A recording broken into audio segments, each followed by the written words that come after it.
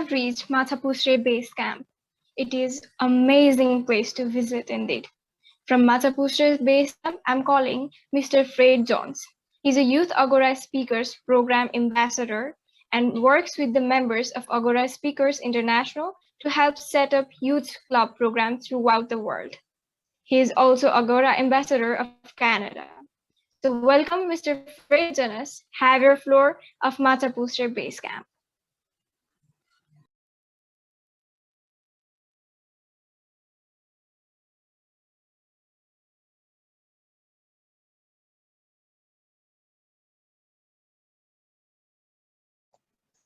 Thank you. I finally unmuted. Could I be made co-host, please? I want to share a screen.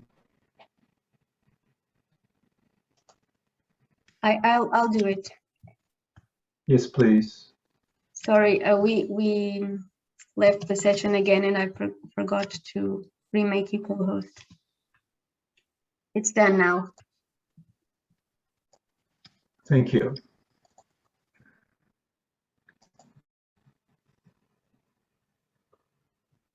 Hello, attendees of AGORACON 2021. Those of you who are left, there's not that many, but you're the most important ones because you're listening to a speech or a workshop about international organization called Agora Speakers International, and I want to welcome you all the way from Canada. And we're all familiar, or very likely familiar, with our mission, which is Agora empowers you to become a brilliant communicator and a confident leader who will actively build a better world. Now, the title of this workshop is Dream, Learn, Do, and Become. And those four words, learn, or dream, learn, do, and become, are from my favorite quote about leadership. And that quote is, if your actions inspire others to dream more, learn more, do more, and become more, you are a leader. And this quote has been attributed to many people over the years, everyone from John Quincy Adams, who's a historical American, to Dolly Parton, to Simon Sinek. And the purpose of today's workshop is to review that if we put those four words, dream, learn, do, and become, into our leadership practices in Agora Speakers International, it will assist us to meet our mission. And if we are going to achieve the mission, we need to be the best leaders we can be and help our members to become those communicators and leaders who will build a better world. So let's think about this. If your actions inspire others to dream more, they will visualize something that they're currently probably not doing, but they would like to do. And then if you inspire them to learn more about that and how to reach that dream or that goal, and you encourage them to do it and try and reach it and persist and not give up, because you've helped them and they've dreamt more, learned more, done more, and become more, the more our leadership will help others to improve, the more impact we in Agora Speakers will have on the communities and on the world. And you know what? It brings us great joy when we help others. Helping others to success can be very, very satisfying. I believe we get more satisfaction from helping others than most other things in life. I find it more joyful than having possessions like maybe that new iPhone or a car or even a house. I believe when we help others, we feel fulfilled in our lives. So today, in this workshop, I want to review what I call creative leadership. So first of all, I will describe what I mean by creative leadership, and then mention a couple of people that I believe have demonstrated creative leadership who you might want to learn more about. And we'll also have some time for you to make some comments and your thoughts about this approach to creative leadership. And then we finish up by describing a simple technique that you can start to use to practice creative leadership. So first, what is creative leadership? Well, it's like being a painter or an artist like Trisha. And it's like painting on a canvas, but it's blank. And some people might paint a landscape, or they might paint flowers, or they might paint a portrait like the Mona Lisa. But we're not working on a canvas. We're working with people. And when we work with people, the canvas is different because everyone is different. But a creative leader aspires to make others look good and do good and be the best they can be. And that is what creative leadership is about. It's about providing support so that others can become the best person they're capable of becoming. And when you clear the path for people around you, it also creates a path for yourself. And your reputation will become as the person who people want to work with. And they want to be in the same team as you. And that is what is meant when I state creative leadership. It is helping others to become the best person they can be. And also note that it's not about competition with anyone. It's about competing with ourselves. The goal is for us to be better than we were, say, last year, and improve each year so that our goals and our missions are reached. We want to keep on being the best we can be and help others be the best they can be. And I also believe that in Agora Speakers, we're not competing with any other organization. It's about looking at what we have done so far, review our goals, and keep on improving. So how does a leader assist others to become better? How can they make them be the best they can be? I've got a couple examples that I'd like to share with you because I think they have demonstrated creative leadership, unlike most other leaders. The first person I'd like to talk about is John Wooden. See if you can see that, John Wooden. Now, John Wooden, if you may not know, was coaching the UCLA or the University of California, Los Angeles basketball team. And in the last 12 years that he was their coach, they won 10 National Collegiate Athletic Association championships. And this is a record that no other college basketball team has ever got close to. And he emphasized the importance of process over outcome. It wasn't about winning. His ultimate goal was a steady improvement throughout the season for his team. And when you see an opponent after a game, you shouldn't know who won.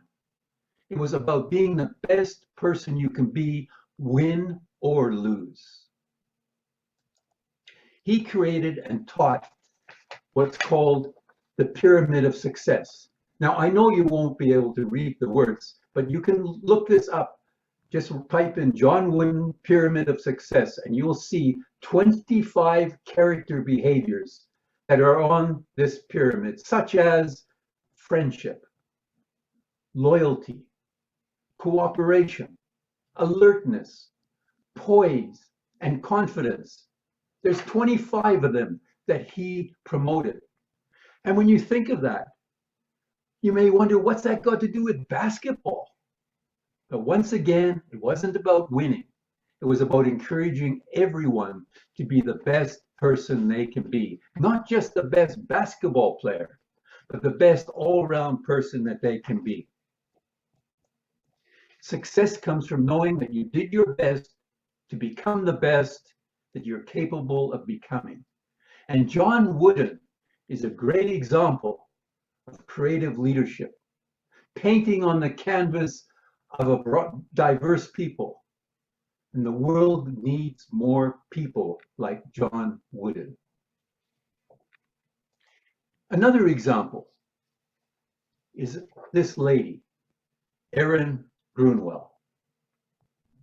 Erin Grunwell is now part of the Freedom Writers Foundation. She started teaching in a high school in Long Beach, California in 1994. And she was assigned low-performing students who were labeled as unteachable, below average, and delinquents. One of her students stated, "On our first day, we only had 3 things in common. We hated school, we hated our teacher, and we hated each other." Through a combination of writing journals, reading relevant books, guest speakers, making movies of their lives, and other approaches, the 150 students published the Freedom Writer's Diary in 1999. This book was subtitled "How a Teacher and 150 Students Used Writing to Change Themselves and the World Around Them."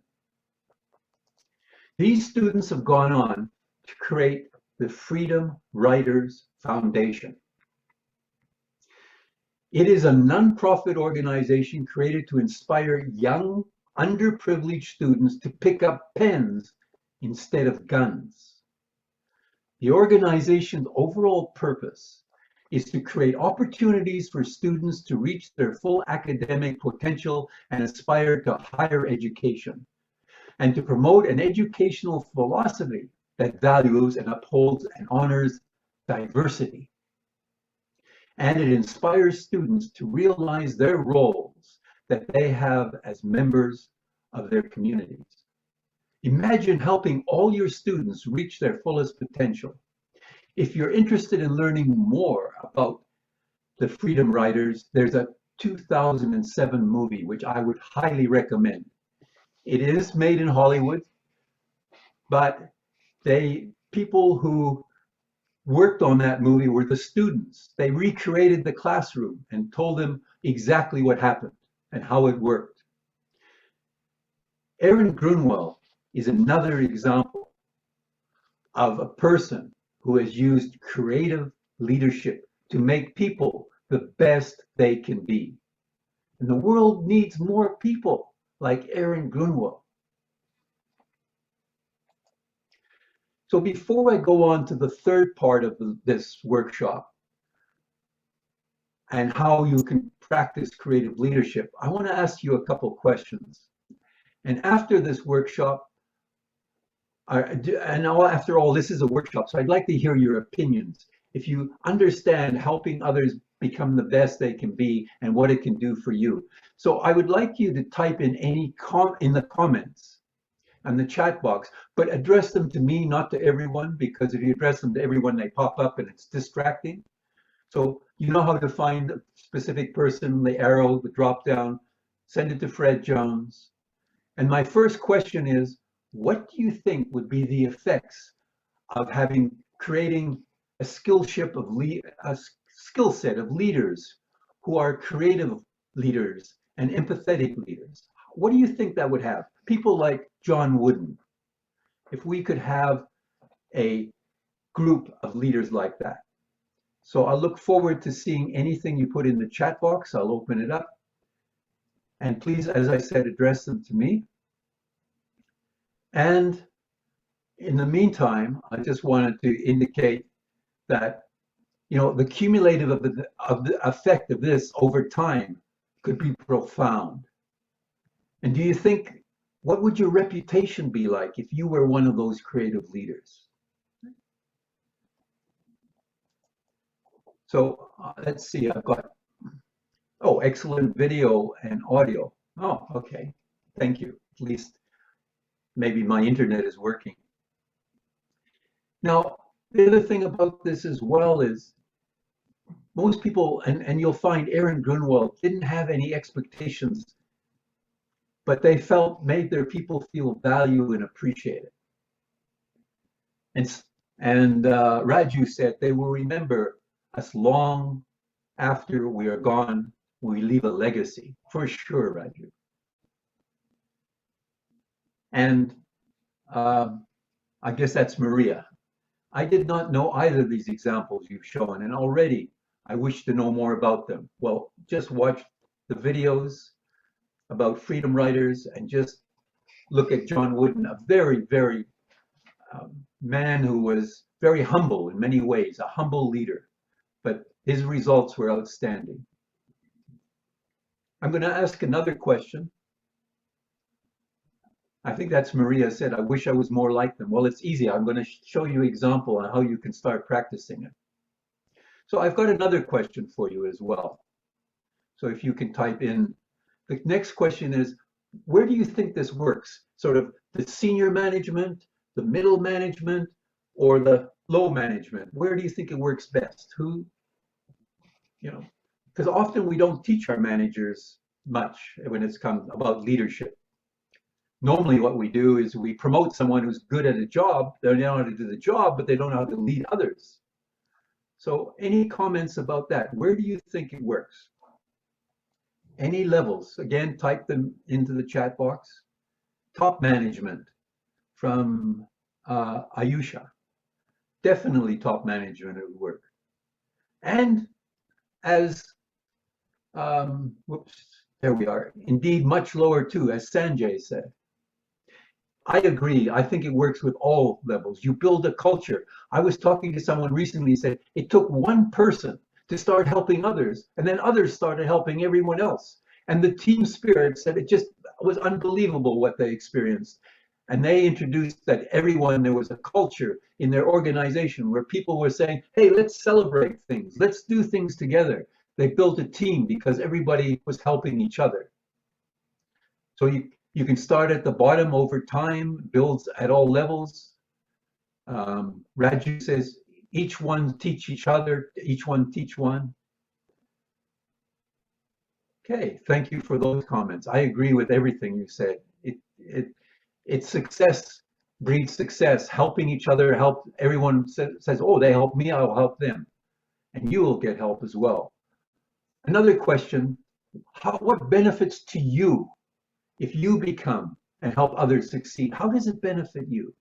What do you think you get out of it if you go and help others? So let's see if we have any comments. What do you think would help? Do you think it'll make you happy when you see somebody, your coworker, do well, pass their exam or get a promotion? Raju again says, helping others means helping ourselves, as it gives an immense satisfaction. Totally agree with you, Raju. And sorry, I saw one, it just went on, it was Raskin, you will feel content, I feel content. An inner sense of self-happiness. Well, I agree with all of those because, like I said earlier on, so those were my questions. I guess there is one more question I can ask because we have people of different ages here. At what age does this work? Does it work when you're in school? Before you get a job? While you're in the job? While you're in middle life? When you're old like me and retired? Where does it work best? What ages?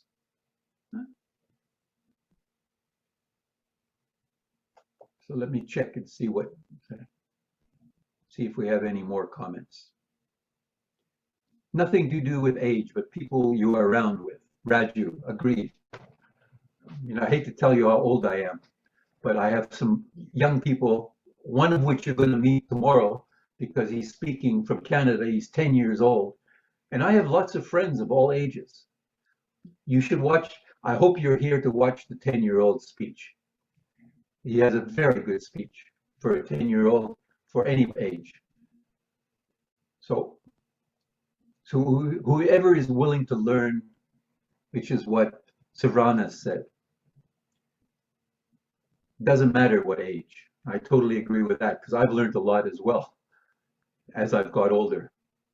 All right, so far we've covered what is creative leadership.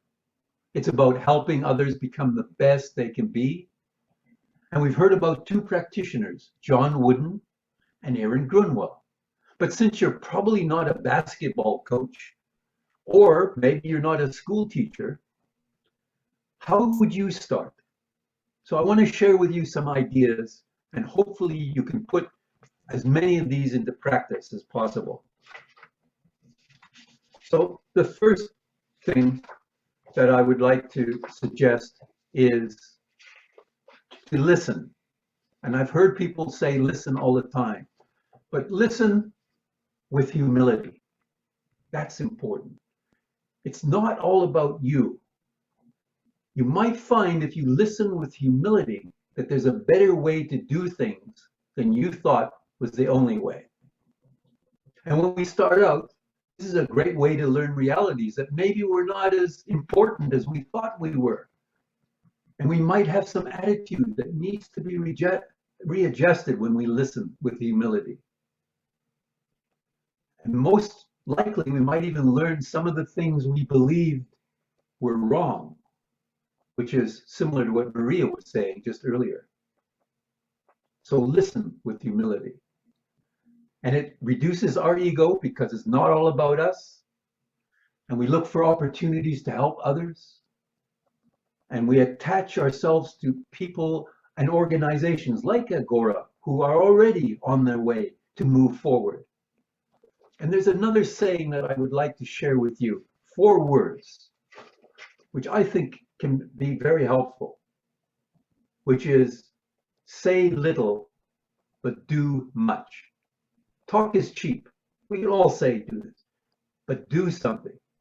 And I'll give you another example of what I think you can do, because I think that's important. And these are the 3 words that I'd like you to remember, which will help you do something that I think can have an impact. The 3 words are well, better, and best. And when you meet with anyone, maybe one person or a team or a group, ask the 3 questions. What went well since we last spoke? What has gone well?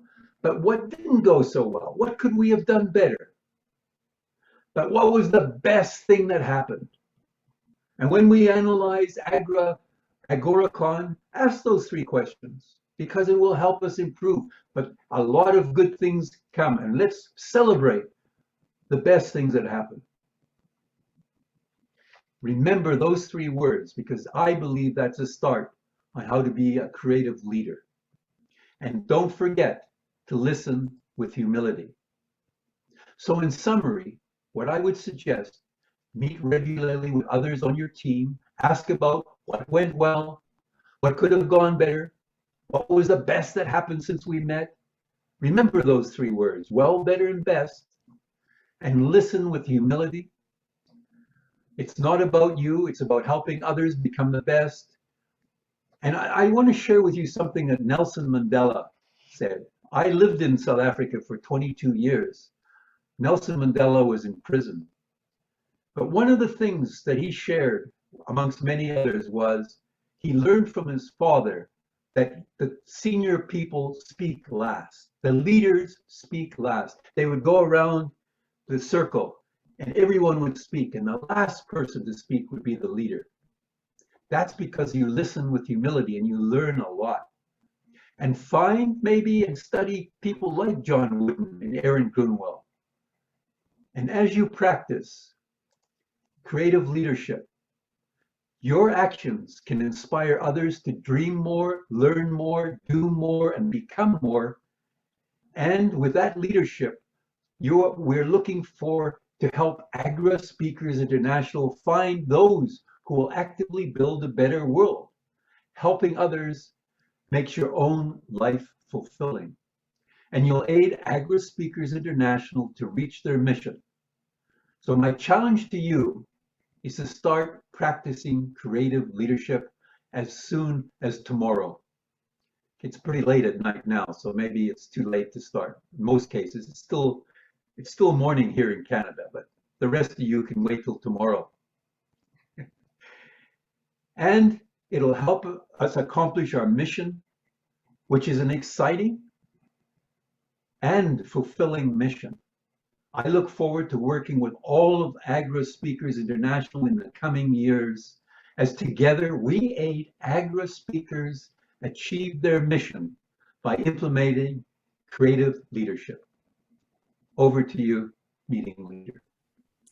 Okay, thank you so much, Agora speaker, for Fred Jones. So we really had a very wonderful session on dream, learn, do, and become. So that was really wonderful insight from you. So here we come to the end of day 2 with a lots of wonderful activities, keynote session, entertainment, lightning talk, flash talk, and that was wonderful contest as well. So we really had a very beautiful day. I would like to thank everyone who supported for conducting this event. So I'm so much thankful for all the support from the people who have supported me at the different aspects. So I cannot forget the very active effort of Agora speaker Raskin Maharjan, Agora speaker Dr. Mukesh Malik, Ravi sir, likewise Pawan Dai, Sanjay Dai, Rosni, and isn't everyone who have supported on this. Likewise, I would like to thank all the participants who are still here till now, since maximum are already asleep. So with the permission of our conventioner Ravi Bhattrai sir, I would like to declare the program has come to an end. So the program has come to an end. Thank you, everybody.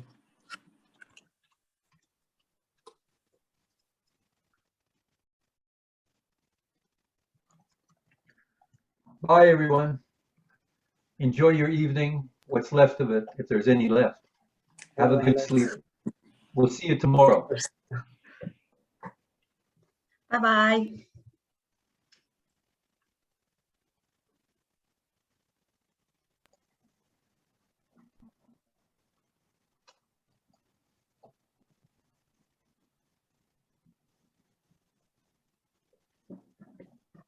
Okay, thank you, everyone. Bye-bye. Bye. As host, can I just end the meeting for all? I will throw you all out.